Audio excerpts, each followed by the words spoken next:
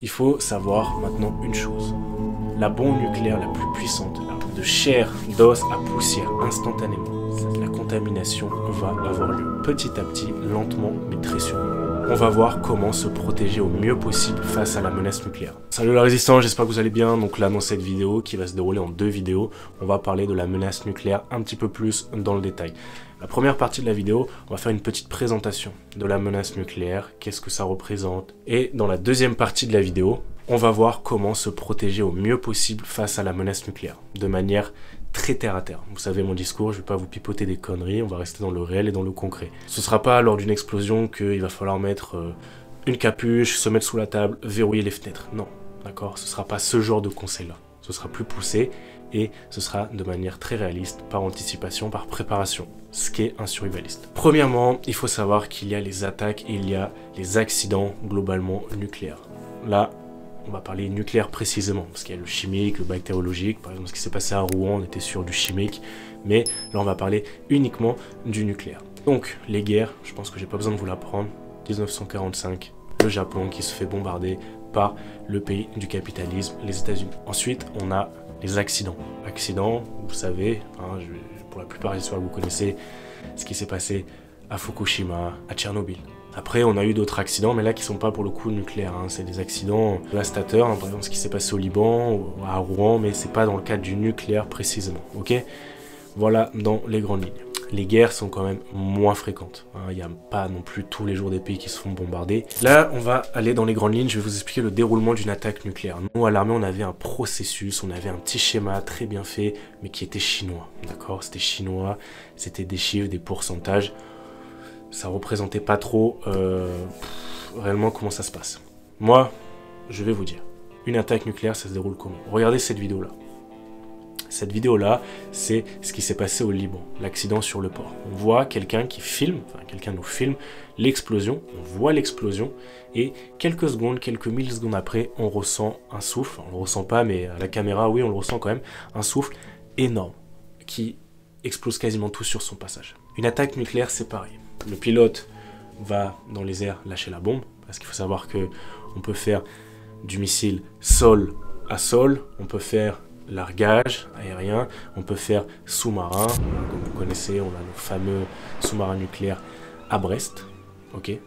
Donc voilà, nous on va parler du pilote. Le pilote largue sa bombe. La bombe ne va pas exploser une fois qu'elle touche le sol, elle va exploser dans les airs, pour que derrière elle puisse se propager le plus possible. On a l'explosion, le flash, et après un souffle énorme, ok. Et là on parle d'un souffle qui est des millions de fois plus puissant que ce qui s'est passé à Rouen. Où là, ça détruit tout sur son passage. Bâtiments, arbres, Empire State Building, tout ce que vous voulez, tout est explosé en 1000 morceaux. Derrière, ces déchets-là, l'explosion, sont radioactifs et se propagent partout. Donc ensuite, on a le champignon qui s'élève. Donc ça, c'est une réaction chimique avec le chaud, le froid, le champignon s'élève et après se répand. La contamination va avoir lieu petit à petit, lentement, mais très sûrement. Voilà dans les grandes lignes. Et maintenant, les conséquences, qu'est-ce que ça va être? Il va y avoir des terrains qui sont complètement irradiés. Des incendies à des kilomètres à la ronde. Il faut savoir ça. Ça, c'est très important à prendre en compte. Mais avec le souffle, l'explosion, tout brûle sur son passage. Vous passez de chair, d'os à poussière instantanément. Ça se fait, vous n'avez même pas le temps de réaliser ça. Maintenant, le bilan, c'est quoi? On a plusieurs morts sur le coup. Les gens qui ont eu de la chance, qui étaient un petit peu plus loin, brûlés au 2e, 3e degré. Donc là, je pense que c'est pire qu'une mort subite. On a ensuite des terrains qui sont complètement irradiés, des maisons qui s'effondrent. Donc les gens qui sont dans les gravats, qui peuvent plus sortir, qui sont bloqués, qui meurent, asphyxiés. Il faut savoir maintenant une chose. La bombe nucléaire la plus puissante, alors ça paraît peut-être que je suis plus à jour, mais c'était la bombe Tsar qui a été testée pas récemment, hein, c'était dans les années 64, 80, 70, un truc comme ça. La bombe Tsar, développée par l'URSS, 54 mégatonnes.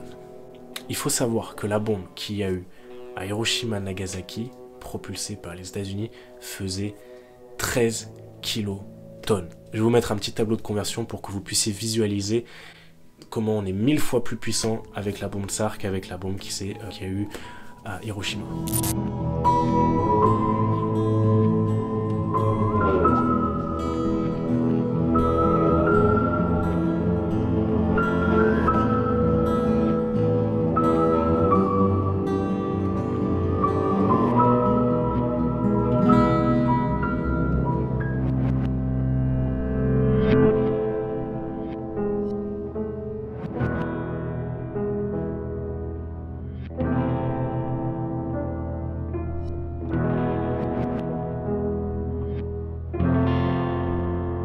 Le récit du pilote qui a lancé la bombe SAR. Le pilote largue la bombe. La bombe fait sa vie, explose. Le moment où elle explosait, le pilote a chuté de plus de 1 km. Ça secoue quand même. Le souffle a été ressenti de 300 jusqu'à 400 km. À un Bordeaux-Poitiers, on ressent le souffle. Je ne sais pas si vous vous rendez compte, mais c'est quand même très violent. Et après, derrière, tout qui brûle. C'est ça la puissance nucléaire de nos jours. Et encore, on parle d'une bombe qui a été développée, testée dans les années 60, 70, 80. Imaginez maintenant en 2023, avec la technologie qu'il y a, on pourrait anéantir la Terre d'un seul bouton. J'espère que cette première partie de vidéo vous a plu, vous avez permis de comprendre un petit peu que la menace nucléaire, vous savez que c'est pas anodin, mais derrière, quand on prend en compte tout cet aspect-là, c'est pour ça que quand je vous dis dans la deuxième partie comment on peut se protéger efficacement face à une attaque nucléaire, on va rester très terre à terre, d'accord? On va rester dans le réel. J'espère que cette vidéo vous a plu. Commentez partie 2 si vous voulez voir la partie 2 le plus vite possible. Et je vous dis à très bientôt les résistants. Ciao!